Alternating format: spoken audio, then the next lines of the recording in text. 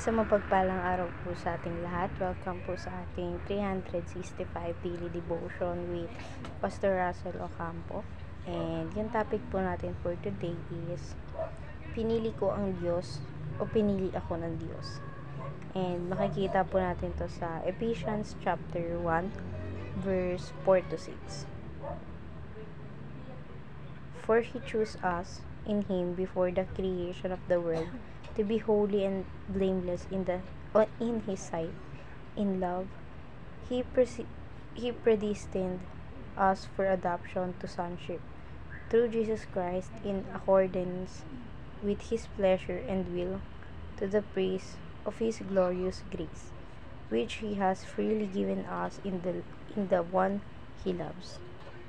Bago pa nilikha ang sanlibutan ay pinili niya na tayo upang maging kanyang pamamagitan ng ating pakikipag-isa kay Kristo at upang tayo maging banal at walang kapintasan sa harap niya. Dahil sa pag-ibig ng Diyos, pinili niya tayo upang maging anak niya sa pamamagitan ni Jesucristo.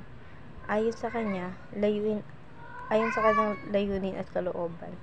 Sa gayon ay purihin ang kaluwalhatian ng kanyang kagandahang loob, sagana niyang ibinigay sa atin sa pamamagitan ng kanyang minamahal na anak.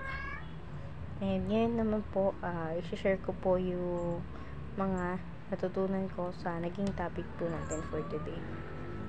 Sa teaching po tayo, first teaching po, you are responsible while God is sovereign. So, maging responsable po tayo habang ang Panginoong Kristo ay pinili niya tayo upang kanyang maging anak at iligtas sa lahat ng kasalanan natin, dahil hindi lang naman namili ang ating Panginoon ng isang taong ililigtas, bagkus lahat ng tao sa buong mundo ay pinili niyang iligtas. Sa second teaching po, we are choose God because He is first choose us. So, may responsibilidad din po natin na piliin ng paulit-ulit ang Panginoong Kristo kung ano mang mangyari sa ating buhay, dahil siya isang beses lamang nangyari pero tayo pa rin ang pinili niya sa lahat ng bagay, dahil ganun tayo kamahal ng Diyos at ganun kabuti ang kalooban ng ating Panginoon. Sa third teaching po, we are eternally saved in Christ. So, yung pagligtas po natin sa atin ng Panginoon sa Kristo ay pang walang hanggang buhay na yung pagsalba sa atin ng Panginoon sa Kristo ay wala na tong katapusan hanggat nananalig ka or sinasamba mo yung kanyang pangalan at hindi na ginagawa pa yung mga bagay na hindi naman kalugod-lugod sa kanya.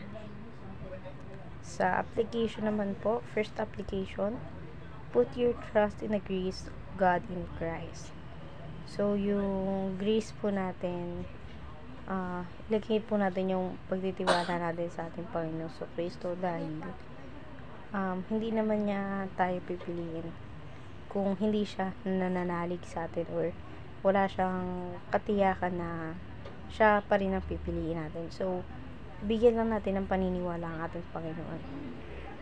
So, sa third teaching naman po, sa second teaching po pala, ponder upon God's love and grace today.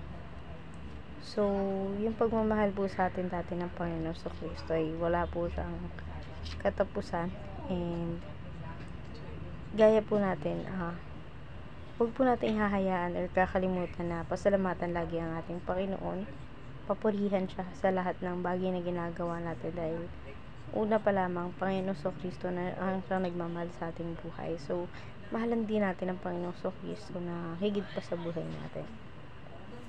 Sa third application naman po, praise God because we do not lose our salvation.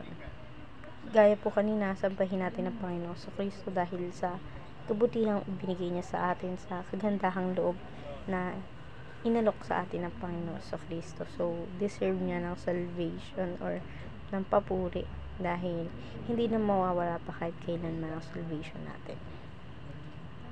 Ngayon naman po, sa discussion po tayo, how does knowing that God is in control of our salvation help you trust His plan for your entire life and the lives of others? So, ako po, naniniwala po ako na Panginoong Kristo yung siyang gumagawa sa lahat ng bagay sa buhay natin, dahil siya ang nakakaalam simula una pa lang kung tayo yung mabubuhay o hindi.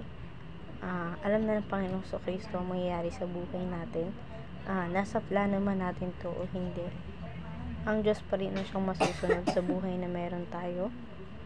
So, malaki yung tiwala ko sa Panginoong Kristo na kahit anong mangyari ay hindi na ako pababayaan, and ayun lang yung pinangkakapitan ko or pinanghahawakan ko sa buong buhay ko. And ayun lamang po for today's topic. Thank you for watching.